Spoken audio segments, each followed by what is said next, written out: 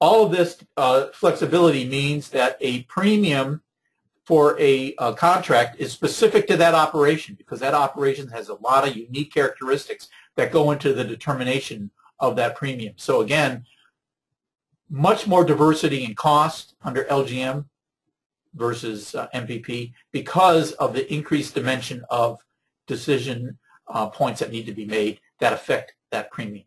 So again, keep that in mind.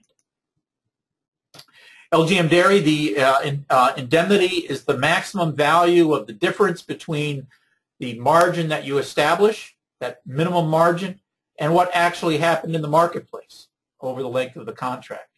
If that is positive, then that means that that your established minimum is greater than the actual. You're going to get an indemnity of difference.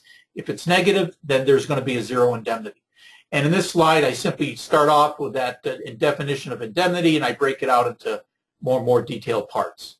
The one characteristic of LGM that's very important, again, is the fact that there's one indemnity determination per contract, regardless of its length, whether the length is 2 or 11 months into the future, or there's 1 to 10 months covered. In other words, there's only one indemnity determination. It doesn't occur on a monthly basis.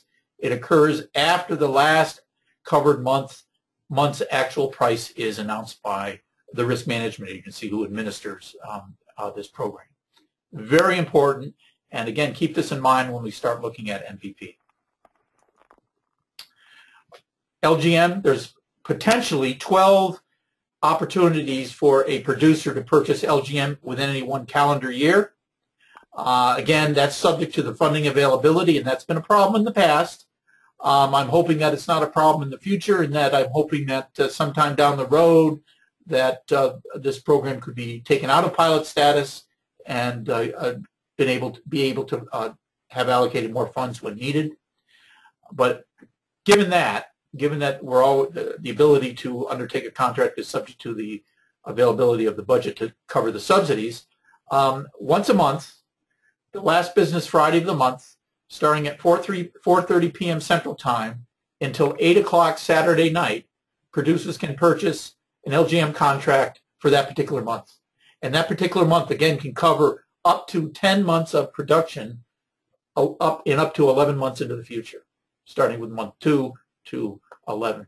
Again, so there's a potential for 12 opportunities to adjust one's coverage by this insurance product within a year, again, subject to the funding availability.